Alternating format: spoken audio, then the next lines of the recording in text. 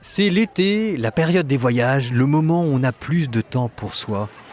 Je vous propose la Bible en un an. La Bible entièrement lue, entièrement commentée pour la rendre vivante. Plus qu'un podcast, c'est une aventure.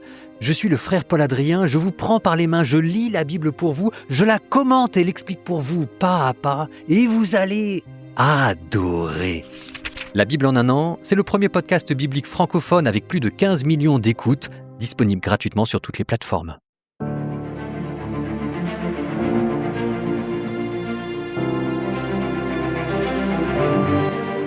Grasse, ville d'histoire et de parfum.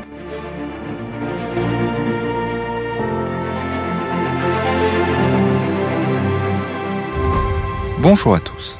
Pour commencer, plantez le décor avec moi. Imaginez que vous êtes sur une terrasse de Grasse. La ville n'est pas au bord de la mer. Elle est accrochée à flanc de colline, adossée au premier relief des Préalpes à quelques 300 mètres d'altitude. Dans votre dos, l'arrière-pays et la montagne.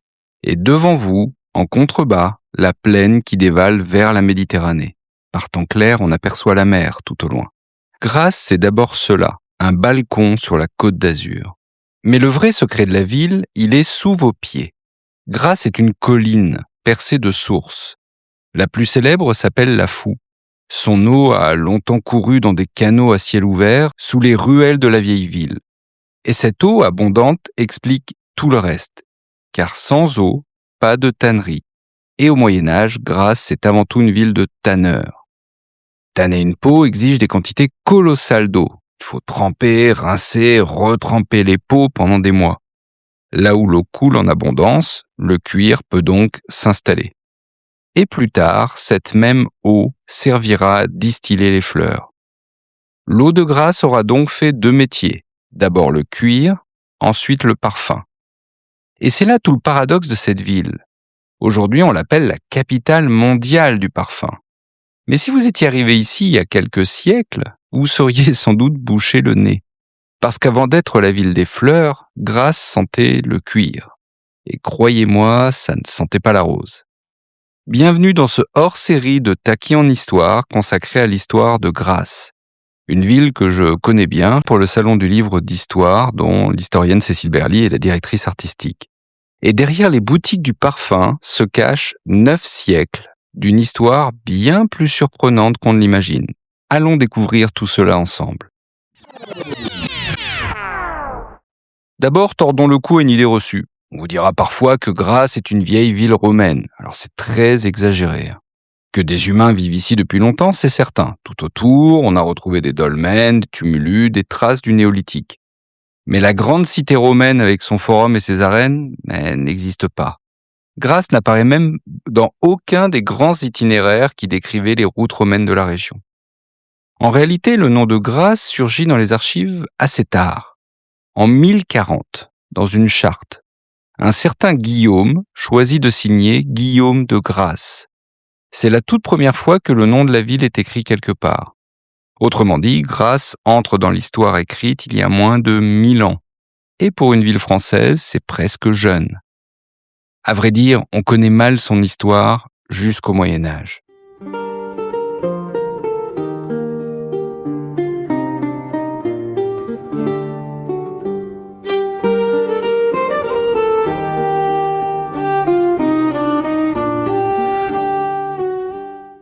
Justement, le Moyen-Âge, parlons-en. Grasse n'a alors rien d'une bourgade endormie. Au XIIe siècle, c'est presque une petite république sur le modèle des cités marchandes italiennes. Les Grassois abolissent le servage. Ils se gouvernent eux-mêmes par des consuls, il y en a 4, élus pour un an. Et ils font des affaires. En 1071, ils signent un traité de commerce avec Gênes. En 1179, avec Pise. Ils exportent du cuir, des peaux, du blé, du vin. On a donc une ville libre et prospère qui commerce avec les grandes puissances italiennes. Et forcément, ça attire les convoitises. En 1220, le comte de Provence met fin à cette indépendance. Il assiège la ville, il l'emporte et il rattache Grasse à la Provence. La petite république est terminée, mais la cité garde sa richesse, le cuir. Au début du XIVe siècle, elle compte déjà 6000 habitants. Et ces tanneurs travaillent les peaux le long des canaux alimentés par la Foux, comme on l'a dit. C'est une activité florissante et pestilentielle, car on tanne alors les peaux avec des matières que je vous épargne. Le cuir de Grasse est réputé, mais il empeste. Comment passe-t-on alors de la ville qui sent le cuir à la capitale du parfum? Grâce à un accessoire de mode, le gant. Au XVIe siècle, une mode arrive d'Italie, les gants parfumés. Alors l'idée est simple, pour masquer l'odeur du cuir, on parfume le gant. Et à la cour de France, c'est Catherine de Médicis, la reine qui est d'origine florentine, qui lance vraiment la tendance. Et bientôt, toute la noblesse veut ses gants parfumés. Alors là, je dois être honnête avec vous, on raconte souvent une jolie histoire. Un tanneur de Grasse aurait offert à Catherine de Médicis une paire de gants parfumés, et la reine séduite aurait lancé la mode. Le problème, c'est que selon les versions, ce tanneur s'appelle Gallimard, ou Molinard, ou encore Tombarelli. 3 noms différents pour une même anecdote, et quand une histoire a 3 héros, c'est en général le signe qu'on est dans la légende, et pas dans le document d'archives. Bon, ce qui est sûr, c'est que Grasse avait tout pour réussir dans ce commerce. Le savoir-faire des peaux d'un côté, et une campagne pleine de fleurs de l'autre. En 1614, la royauté reconnaît officiellement la corporation des gantiers parfumeurs. Puis vient le tournant décisif, au milieu du XVIIIe siècle.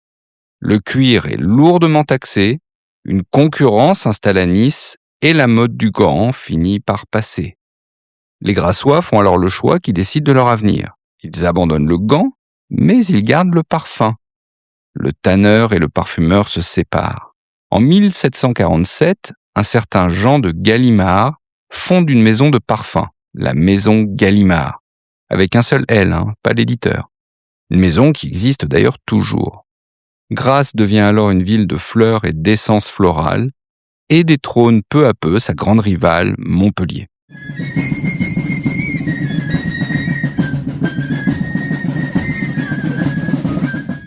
Le XIXe siècle, c'est l'apogée, le sommet de la gloire grassoise. Le parfum cesse d'être un artisanat pour devenir une véritable industrie. Et des grandes usines sortent de terre, des familles bâtissent des empires, qui deviennent parfois les plus puissantes maisons de parfumerie au monde.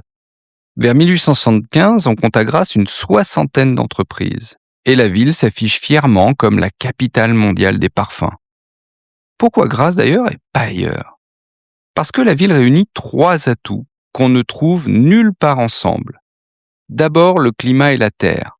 Autour de Grasse poussent les fleurs reines de la parfumerie. Le jasmin, la tubéreuse, la fleur d'oranger, la violette, et surtout la fameuse Rosa centifolia, la rose de mai. Ensuite, le savoir-faire. Des siècles de pratique ont appris aux Grassois à capturer l'âme d'une fleur, par l'enfleurage à la graisse, par la distillation, puis par l'extraction au solvant. Cueillir le jasmin, par exemple, c'est très compliqué, il perd son parfum dès qu'on le chauffe. Ça demande une patience d'orfèvre et des kilos de fleurs pour quelques gouttes d'essence. Et enfin, 3e atout, les hommes. Tout un peuple de cultivateurs, de cueilleuses, de nés et d'industriels. On aimait dire de Grasse que c'était la seule ville au monde où le mot usine évoquait la poésie. Et donc avec la fortune de la ville vient le prestige. La douceur du climat attire les puissants. La princesse Pauline Bonaparte, sœur de Napoléon, séjourne ici dès 1811. À la fin du siècle, la reine Victoria elle-même fait étape à Grasse. La petite ville de cuir est devenue une destination chic de la Côte d'Azur. Un repère au passage. C'est en 1860, quand le comté de Nice rejoint la France, que Grasse quitte le département du Var pour le tout nouveau département des Alpes-Maritimes, où elle se trouve aujourd'hui.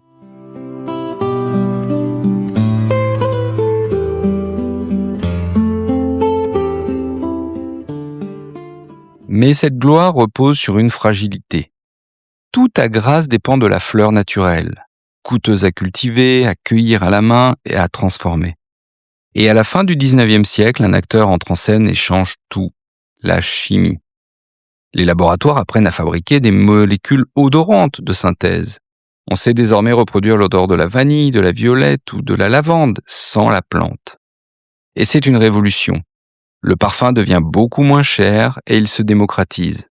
Il entre dans les savons, les shampoings, les crèmes et bientôt dans nos cuisines sous forme d'arômes alimentaires.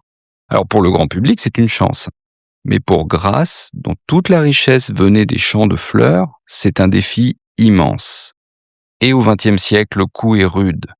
La concurrence mondiale s'en mêle. On cultive le jasmin bien moins cher en Égypte ou en Inde. Et sur la côte d'Azur, le béton grignote les terres agricoles, devenues très convoitées. Alors le résultat est spectaculaire. Au début du XXe siècle, on récoltait autour de Grasse des centaines de tonnes de fleurs chaque année, des centaines de tonnes, jusqu'à 5000 tonnes dans les années 1940. Au début des années 2000, on était tombé à moins de 30 tonnes. Et donc les champs de roses et de jasmin ont presque disparu du paysage. Alors, Grasse a dû se réinventer. Et plutôt que de miser sur la seule culture des fleurs, la ville est devenue une sorte de capitale du savoir-faire. On y compose, on y crée, on y forme des parfumeurs venus du monde entier. Et beaucoup d'entreprises grassoises se tournent vers les arômes, ceux qui donnent leur goût à un soda, un yaourt ou un biscuit. En fait, Grasse a cessé d'être seulement le champ de fleurs. Elle est devenue, si j'ose dire, le cerveau du parfum.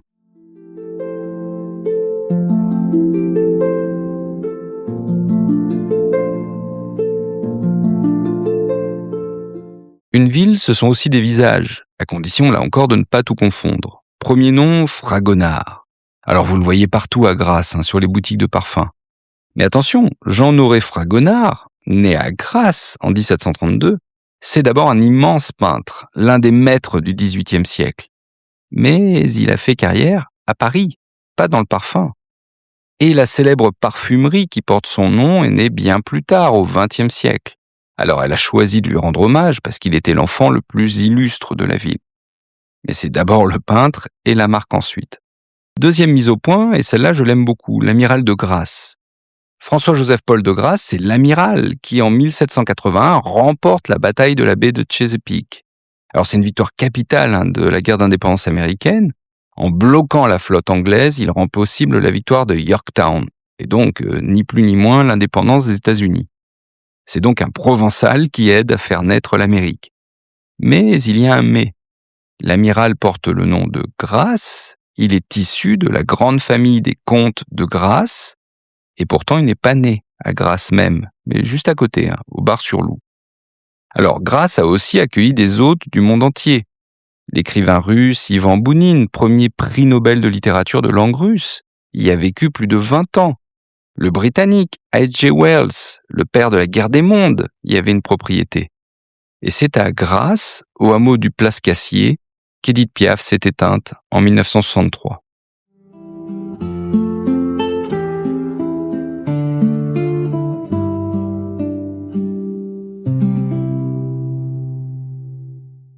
Que reste-t-il de tout cela quand on se promène dans Grasse aujourd'hui ? Énormément de choses. Il y a la vieille ville, ses ruelles étroites, ses hautes façades colorées à l'italienne, sa cathédrale Notre-Dame-du-Puy qui domine la cité depuis le Moyen-Âge. Il y a bien sûr les grandes maisons de parfums, Gallimard, Molinard, Fragonard, que l'on peut visiter. Et il y a les musées. Le Musée international de la parfumerie, ouvert en 2008, qui retrace l'aventure des odeurs depuis l'Antiquité.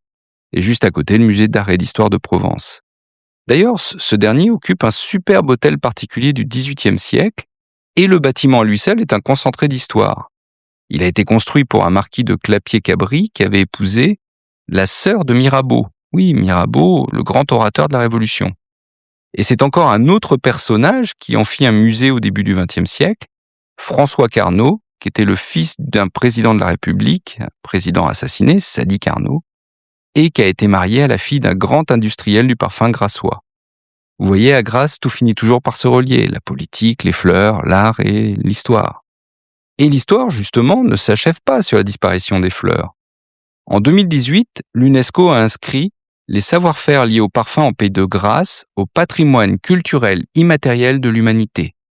Cultiver la fleur, transformer la matière, composer le parfum, c'est une reconnaissance et un encouragement. Car la fleur naturelle fait son retour. Quelques grandes maisons choisissent de la préserver et parfois de la faire renaître. L'exemple le plus célèbre, c'est Chanel. Le numéro 5, ce parfum mythique créé en 1920, doit beaucoup à 2 fleurs de Grasse. Le jasmin et la rose de mai, la rose centifolia.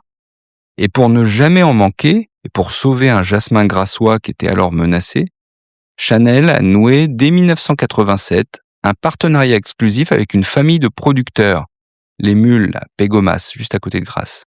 Et aujourd'hui encore, chaque mois de mai, des cueilleuses y récoltent à la main la rose centifolia, qui ne fleurit que quelques semaines par an, et qui partira directement dans les flacons de la maison. Le geste du cueilleur de grâce n'a pas disparu, il a juste trouvé de nouveaux protecteurs. Voilà l'histoire étonnante de Grasse, une ville bâtie sur l'eau de ses sources, qui a d'abord senti le cuir avant de sentir la rose. Une petite république médiévale, devenue capitale mondiale d'un art de luxe, puis bousculée par la chimie, et qui a su se réinventer sans renier ses fleurs. À chaque étape, Grasse a transformé ce qu'elle avait sous la main, de l'eau, des peaux, des pétales, en quelque chose de plus précieux. Et la prochaine fois que vous respirerez un parfum, dites-vous qu'il y a peut-être derrière 9 siècles d'histoire provençale. Une source, des tanneurs, des gantiers et une cueilleuse penchée sur un rosier un matin de mai. Merci de m'avoir suivi dans ce hors-série estival. Vous verrez, il y a d'autres histoires de villes à écouter. Et on se retrouve très bientôt pour une nouvelle page d'histoire.